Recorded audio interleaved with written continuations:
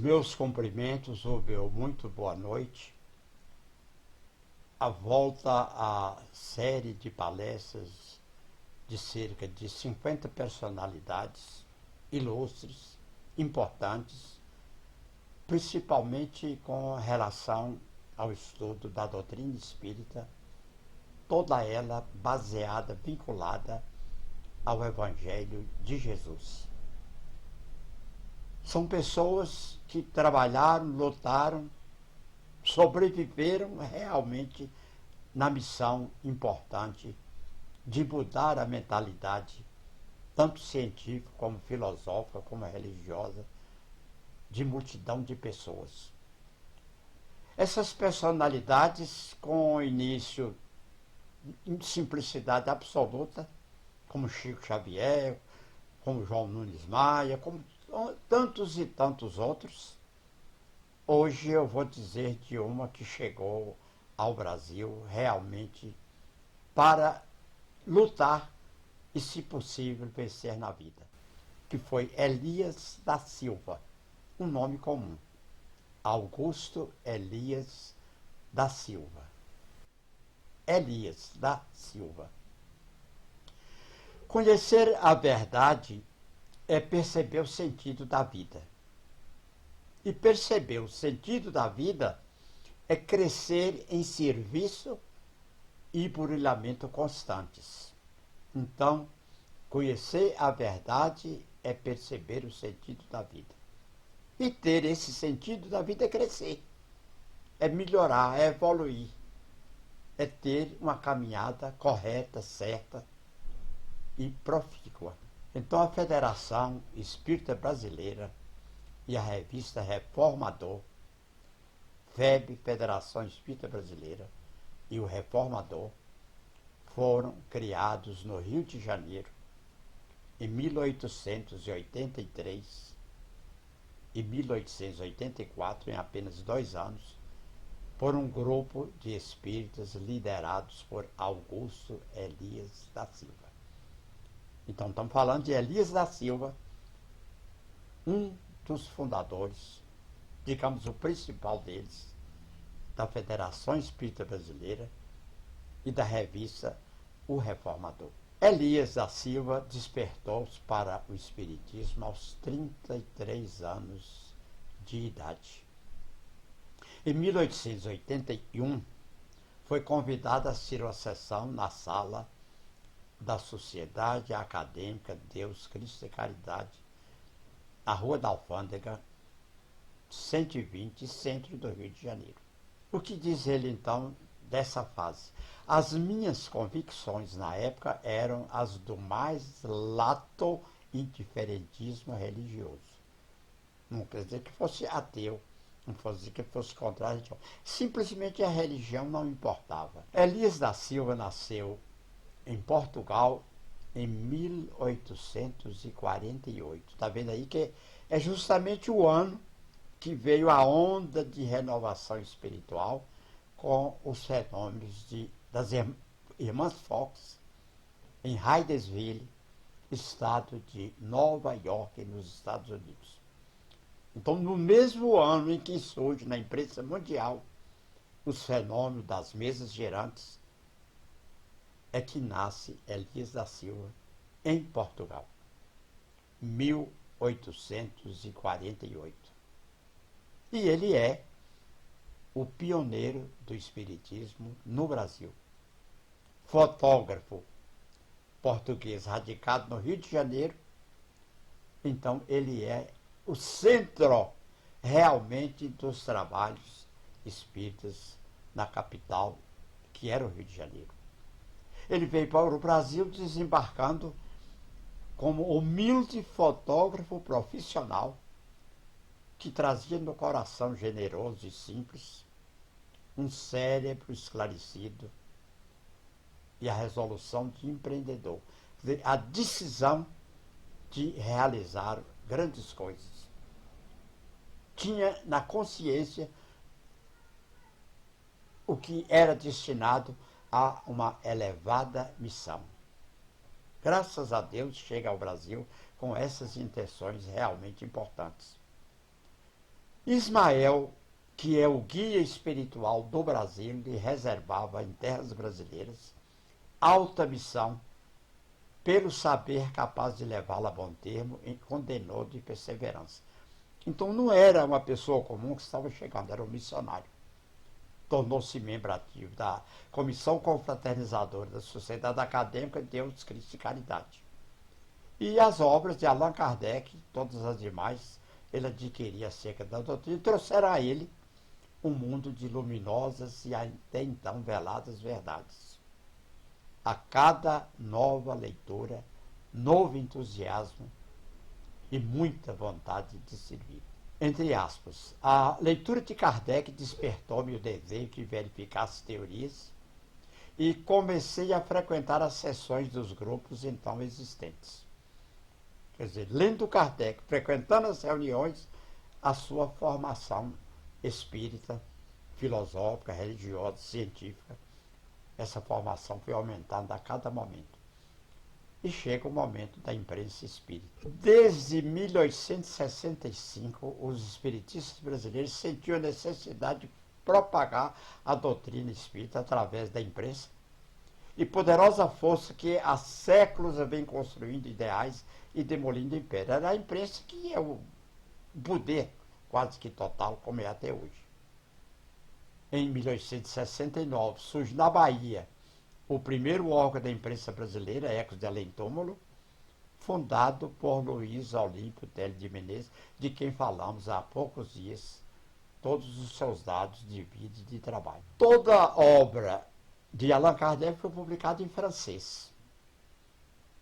E em língua portuguesa, ela chegou bem mais tarde, publicada em 1857.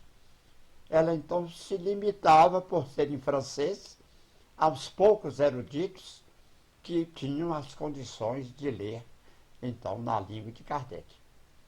Então, só a partir de 1875 é que aparecem as primeiras traduções das obras da codificação, graças ao esforço do médico Joaquim Carlos Travassos.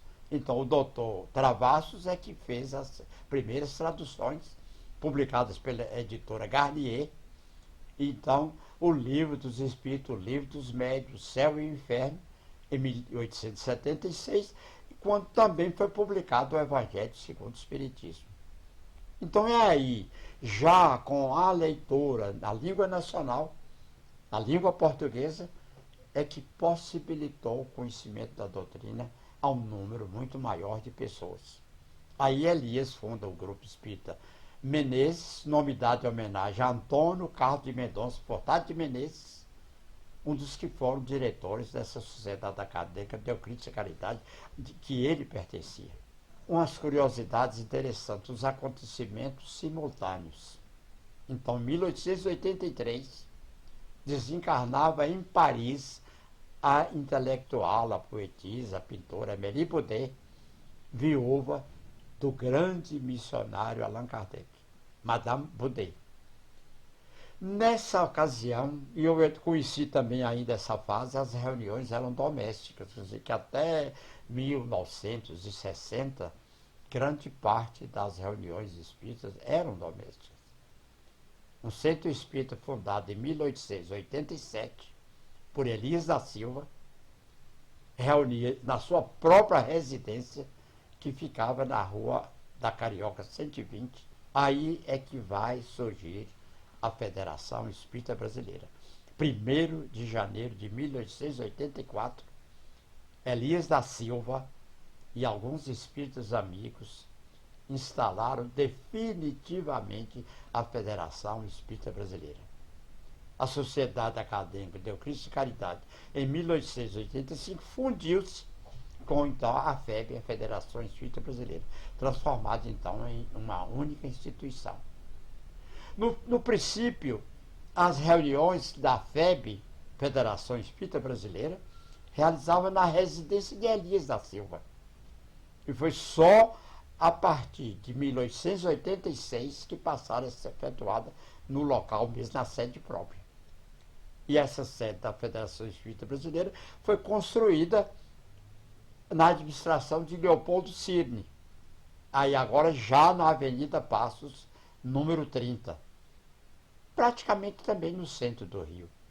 Sempre tesoureiro, Elias pediu aos companheiros não incluíssem na chapa para a eleição da nova diretoria de 87. Então aí ele já, cansado por algum motivo, com problemas, ele pede para se afastar da diretoria. E é importante assinalar a estreita ligação entre o espiritismo e a imprensa, compreendendo aí a publicação de livros. Imprensa e livros, com apoio e o incentivo de sua sogra, Maria Baldina da Conceição Batista, e de sua esposa, Matilde Elias da Silva, Elias lançou a revista O Reformador, que na verdade, pelas fotos dos primeiros números, era um jornal. 21 de janeiro de 1883. A trajetória secular do Reformador confunde-se com a história da própria FEB, da qual é porta-voz e representação de seu pensamento. Quer dizer, o Reformador é a imprensa oficial da Federação Espírita Brasileira. Em 1937, na presidência de Guilherme Ribeiro, o Reformador tornou-se publicação mensal, aumentando gradativamente até atingir o número atual de 40 páginas. Então, de um jornal pequeno, revista aumenta e chega então a um apreciável volume de 40 páginas. E para criar o Reformador, Elias usou recursos do próprio bolso, colocando a redação e as oficinas em seu ateliê fotográfico, onde também era sua casa de residência. Então está vendo o interesse deles.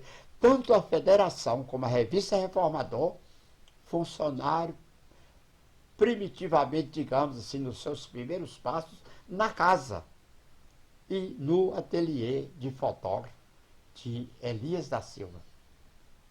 Até 1º de fevereiro de 1888, o Reformador teve sua secretaria na residência e no trabalho do escritório de Elias. Como porta-voz da Federação Espírita Brasileira, o Reformador reflete a Casa de Ismael, seu programa, suas finalidades e o pensamento dos que a dirigem daqui e do alto. É uma revista que reflete os dois planos, o plano terreno e o plano espiritual.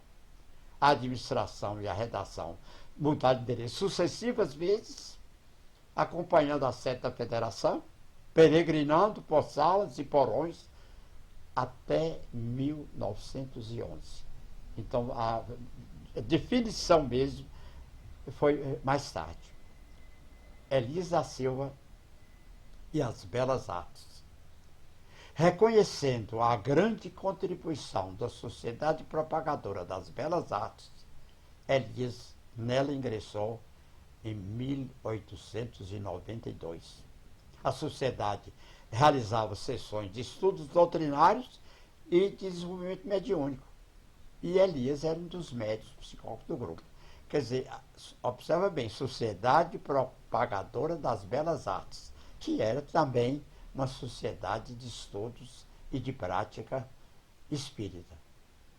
A diretoria da sociedade, ao ser certificada em 1903 do falecimento de Elias, cerrou as portas em motivo de luto e hasteou o seu pavilhão. Quer dizer, tinha toda a consideração com o seu associado. Alguns grupos espíritas surgiram do esforço criativo e pioneiro daqueles que iam buscar nas fontes inspiradoras na Europa, especialmente na França, que foi onde surgiu a codificação. Era o centro da civilização do mundo, o centro da cultura. Paris era, como é até certo ponto, a cidade de luz. A língua oficial do mundo era a francesa. Então, tudo que tinham que vir realmente de lá. Ilustres compatriotas europeus se transportavam intuitivamente para o Brasil a fim de atender às solicitações da espiritualidade. Então, é a Europa do plano terrestre e a Europa já também do plano espiritual. Até o fim da vida terrena, Elias continuou junto à Federação Espírita Brasileira, residindo no mesmo local em que ela fora fundada. É a persistência. Competência e humildade. Humilde e modesto ao extremo, se retraía a ponto de não deixar conhecer devidamente suas qualidades, entre as quais é de excelente orador. Então não tinha exibição, era um homem simples. Não foi Antônio Elias da Silva um homem culto. Podia ser tímido, mas inculto não. Ao contrário, ele tinha fluência e correção na linguagem, da língua portuguesa, com estilo pleno de beleza e até com vigor literário. Elias da Silva tinha profundo conhecimento da doutrina dos espíritos e de diferentes ramos do saber humano. Então era competente, quer dizer, escrevia bem, interessado pela imprensa a ponto de fundar o maior órgão espírita brasileiro. Então era um homem realmente capaz de diferentes ramos do saber humano. Há sempre o tempo e a hora. Por que tempo e hora? Minado pelo seu organismo tuberculoso, Elias aguardava sob uma cama a hora em que passaria desta vida para a vida do mundo espiritual. Então, doente, tuberculoso, já em fim de caminhada. E em 18 de dezembro de 1903, cessaram afinal os derradeiros esforços vitais desse conceituado fotógrafo chamado Elias da Silva. Muito mérito realmente. Elias da Silva estava destinado, como aconteceu a inúmeros ilustres compatriotas do outro lado do Atlântico, a grandiosos empreendimentos em terras brasileiras. Augusto Elias da Silva, o pioneiro que não podemos esquecer, jamais esquecê-lo. E há, assim, depois do seu passamento, as questões de ele ser realmente reconhecido. A imprensa, ao noticiar o falecimento dele, referiu-se de forma mais elogiosa. Era um bom homem, como habitualmente se costuma dizer. Esse ativo trabalhador, cuja morte, sem dúvida, causou grande pesar a quantos lhe conheceram os dotes de coração. Centro de Estudos Espíritas, Augusto Elias da Silva, o Reformador. Quer dizer, então são criadas instituições já com o nome dele.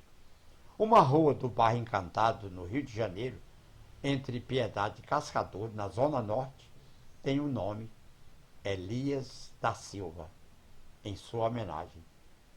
Enfim, Elias, um homem de bem, fundador da Federação Espírita Brasileira e da Revista Reformador. A você, Elias da Silva, Augusto Elias da Silva, os nossos mais sinceros agradecimentos.